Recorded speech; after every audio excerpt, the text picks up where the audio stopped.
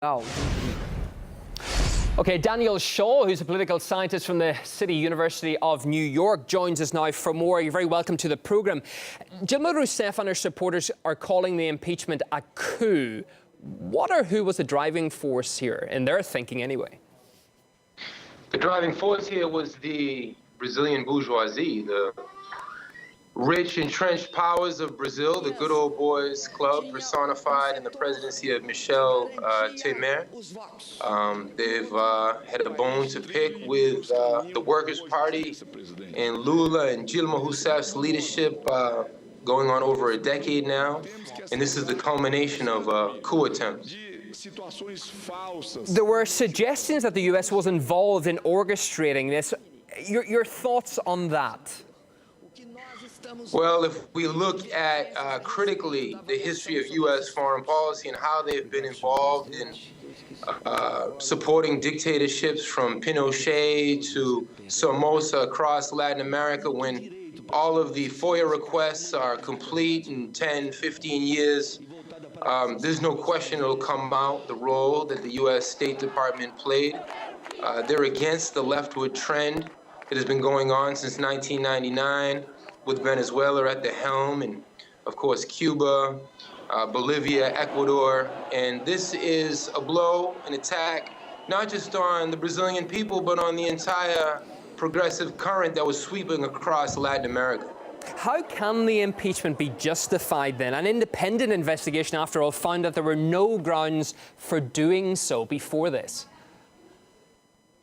There is no justification from the perspective of the millions of Brazilians who voted for Dilma Rousseff and now see their democratically elected president unconstitutionally removed from power. There's absolutely no justification, but in the minds of the rich, they feel like they don't need a justification to continue to push things in a rightward direction and to continue to exploit the majority of Brazilians. We look at the protests, we look at her supporters. She has a groundswell of support, it does seem like. What is next for Dilma Rousseff now that this trial is over? We've heard that she won't be barred from standing for office, as far as we believe at this stage. Could you see her running again in 2018? It's not that far away. No, it's not at all, and it's not out of the question that Lula could run again. So the attacks against the Workers' Party are ongoing. This struggle is an ongoing struggle. We see the leadership of organizations like O Movimento Sem Terra, the movement of the landless workers. We see this groundswell of support. Here across the United States, there's pickets and demonstrations in solidarity with Dilma Rousseff. So this is an ongoing struggle that we have yet to see the end of. At the moment, we've got a president who never won an election, and we've got him representing a party that's been out of power and hasn't also won an election for 13 years. It's been 13 years of the workers' leadership. So, therefore, should an election be called right now? And is that the will of the people now? Is that what they're suggesting should happen really now? The people are suggesting and insisting that their president be returned to power. That's what needs to happen, and at this point it's only the Brazilian people can insist and make that happen.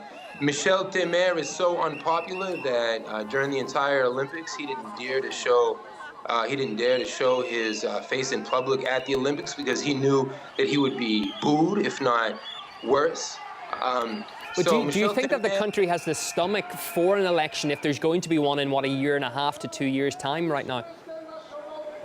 The public, as Dilma Rousseff has said herself, is extremely frustrated and demoralized right now because what's the lesson that's sent to the some 200 million people of Brazil? Your vote does not mean anything, and the former rich, entrenched interests who are still there are going to disregard your democratic vote anyway. So what type of signal does this send to Brazilian and all of Latin American democracy? What kind of reaction, moving away from Brazil's border, do you expect from foreign leaders? I know that's a very generalized question, but do you see that some are going to come out more stringent than the others? Some are going to support it more than others, what we've seen with the impeachment trial?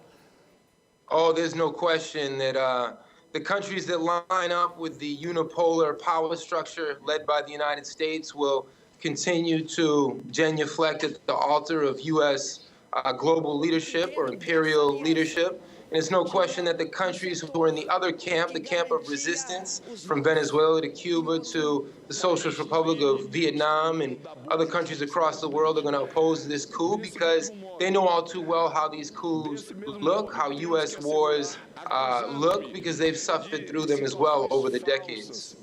And do you foresee this now, Daniel, getting worse in terms of the gap in wealth? Brazil was already one of the worst countries for that, with the rich getting richer, the poor getting poorer. Now the Workers' Party is out of power. A socialist government is out. We've now got a centre-right, more right-wing coalition, really, it could be said. In terms of the people on the ground who are suffering now, it doesn't look as if it's going to get better anytime soon.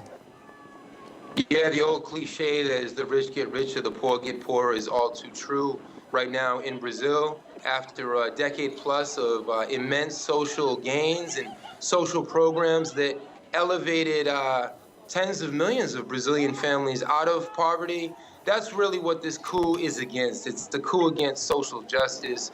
It's a coup against a modicum of social equality, and the Brazilian ruling class is saying we won't tolerate any of this. Just before we let you go, do you foresee a kind of ripple effect at all happening in other Latin American countries now, a reaction to this? People maybe coming up and saying, well, if this is going to happen, we're going to fight more to get left-leaning governments in power, to perhaps give them their vote that perhaps they wouldn't have done before this? We do see a polarization, an increasing polarization of relations across the continent. Certainly the U.S. is steadfast in their attempt to overthrow the government in Venezuela. They've done everything to create instability there, the unceasing blockade against the people of Cuba. So things are increasingly polarizing, which means you're going to see more repression, but repression always breeds more resistance, and it's that resistance that'll bring freedom for the people of Brazil and for working people across this world. Thanks for your time and thoughts this hour. That's Daniel Shaw, political scientist from the City University of New York.